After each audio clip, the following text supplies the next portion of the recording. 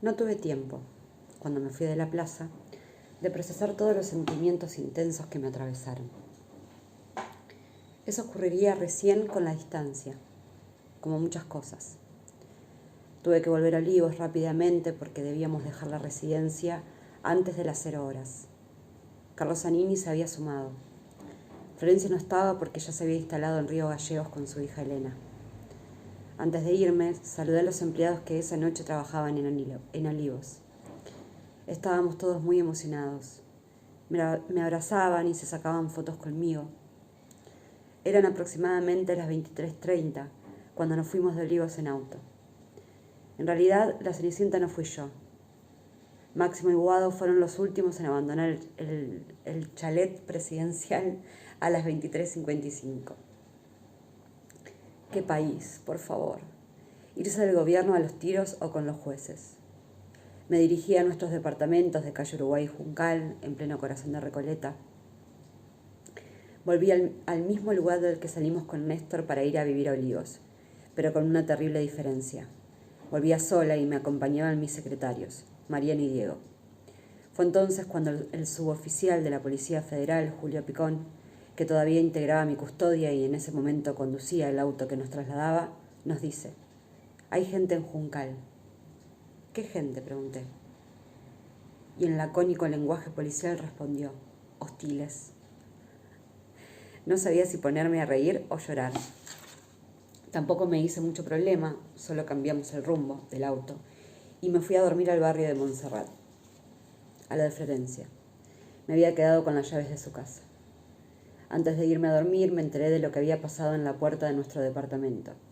Vecinos y vecinas de Recoleta, que seguramente no habían pasado privaciones durante nuestro gobierno, habían ido a hacerme un escrache cargado de odio. En ese momento pensé que a ninguno de nuestros militantes se le ocurrió ir a la casa de Mauricio Macri e insultarlo. Sin embargo, sus partidarios sí vinieron a hacerlo a la mía. Puede ser que les hubiera molestado, como siempre, la inmensa movilización popular que me despidió en Plaza de Mayo. De cualquier modo, me preguntaba, ¿por qué, en lugar de ir a mi casa e insultarme, no fueron a festejar a la casa de Macri, que al otro día asumía como presidente? Tal vez ahí se explica, en parte, la irracionalidad del odio de un sector social en la Argentina y el amor de otros. Como el de cientos de jóvenes de distintas organizaciones políticas juveniles que, cuando se enteraron de lo que estaba pasando en la puerta de mi departamento, se indignaron por la agresión a mi persona y se fueron para ahí. Cuando fueron menos los que insultaban y agredían, solo en ese momento apareció la policía de la ciudad para poner orden. Y después algunos se asombraban y me criticaban porque quiero a los jóvenes.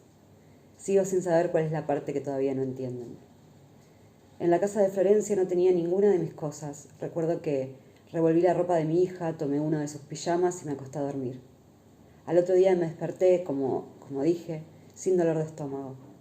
En verdad no era exactamente un dolor de estómago lo que había sentido durante todos esos años, sino una sensación, un peso o algo más, como cuando se dice siento una cosa en el estómago, que no alcanza a ser dolor y que en algún momento se parece a la angustia. Porque era muy brutal levantarse todos los días pensando qué cosas iban a hacer contra mi gobierno o inventar sobre mí. ¿Con qué nos iban a agredir?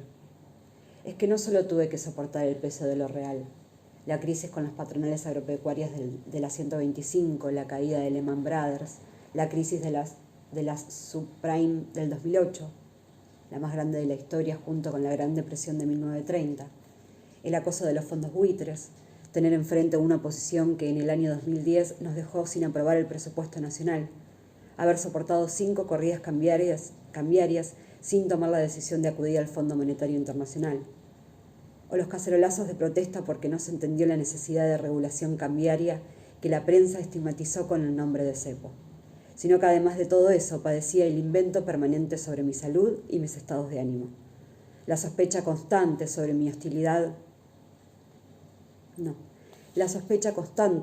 honestidad en el uso de los recursos del Estado, las mentiras sobre mis hijos o la infamia de que Néstor no había muerto. Así que sí, el 10 de diciembre de 2015, cuando me desperté en la casa de Florencia, ya no tenía dolor de estómago. Unas horas después estaba volando al sur. tenía que viajar a Río Gallegos para la asunción como gobernadora de Alicia Kirchner, que se llevaría a cabo durante la tarde. Fuimos con Máximo y después acompañamos a Alicia a la residencia de la gobernación. Ella no recordaba que el día que Néstor había asumido como gobernador en 1991, cuando conoció esa misma casona, y como les gustaba mucho las casas antiguas, dijo que le encantaría vivir ahí alguna vez. Así que allí estábamos las dos. Yo volviendo a un lugar que amaba y ella entrando a la misma casa en la que alguna vez había deseado vivir. No quiero olvidarme, por esos mecanismos de defensa mental innatos a la condición humana, de lo impactante que fue entrar a esa residencia de Santa Cruz, de la cual había salido 12 años y medio antes, acompañándolo a Néstor para asumir como presidente, y a la que ahora volvía sin él. Esa casa que amé y aún amo. Todavía recuerdo la última vez que estuve ahí.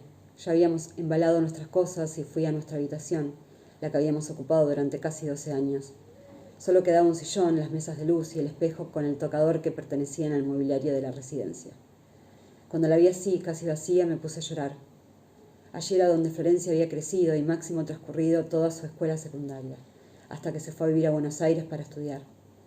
La verdad es que en Olivos nunca me sentí como en esa residencia de Río Gallegos, que es mucho más linda que el chalet presidencial. Más grande, más funcional, una casona muy vieja construida hacía muchos años, como se hacía en el sur, con paredes gruesas, habitaciones amplias, un comedor gigante, una sala de música con un gran piano de cola, que Alicia aún conserva, un cómodo escritorio y un living inmenso, pasillos anchos y un hermoso quincho. Sí, volví a un lugar querido. Habíamos entrado con Néstor ahí cuando Florencia tenía 1 año y 5 meses y recién empezaba a caminar. Era la primera vez, y hasta era la única, en que una bebé vivía en la residencia. Comía en la cocina junto a su niñera y a los empleados que le festejaban todas sus gracias y monerías que hacía desde su sillita en la cabecera de la mesa. Con Néstor y Máximo lo hacíamos al lado, en un pequeño comedor diario que aún está, aunque más lindo y mejorado. Sí, me sentí muy bien cuando volví a Santa Cruz. Volví a esa casa, a ese lugar que sentía como propio, y de alguna manera sentía que él estaba conmigo. Habíamos sido muy felices ahí. Si me preguntara dónde fui más feliz, diría sin dudar que en las residencias de la Gobernación de Santa Cruz, tanto en Río Gallegos como en el Calafate, donde también hay una. Aunque dicen que uno no extraña ni le gustan los lugares sino los recuerdos de los momentos allí vividos, algo de eso debe haber. En la residencia del Calafate pasamos las primeras vacaciones después de que Néstor asumiera como gobernador. Era tal el descalabro de la provincia que no podíamos salir de Santa Cruz. En realidad, como poder podíamos, pero no debíamos hacerlo. Ahora que lo escribo me doy cuenta que Néstor tenía un karma. Cada vez que le tocó asumir como intendente, gobernador o presidente, siempre fue en el marco de crisis económicas, políticas y sociales. En 1991 en la provincia no se podían pagar los sueldos, se adeudaban aguinaldos, más de 2.000 millones en proveedores. En fin, un desastre. Sin embargo, cuando renunció para asumir como presidente, la provincia contaba con un fondo contracíclico de más de 500 millones de dólares, el índice de desocupación más bajo del país, los mejores sueldos de docentes y empleados públicos, y una obra pública ejecutada de miles de viviendas sociales, escuelas, modernos hospitales, rutas y 2 obras estructurales como el Aeropuerto Internacional del Calafate, que permitió disparar el turismo, y el puerto de aguas profundas de Caleta Olivia, para reconvertir la zona sur de Santa Cruz.